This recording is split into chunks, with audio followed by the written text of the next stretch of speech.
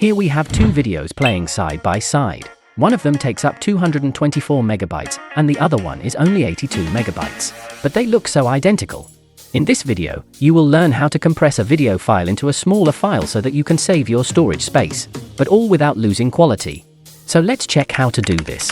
What we need is the free video compressor NVIDIA converter. If you haven't downloaded it, find the link in the description box. Launch NVIDIA converter and select Compress Video. Upload the video file.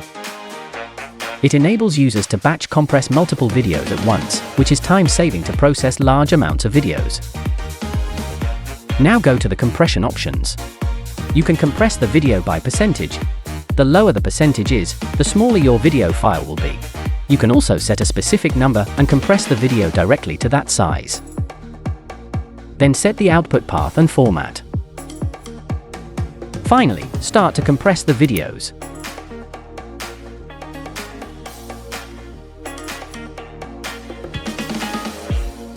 Now, let's check the comparison of the original video and the compressed video.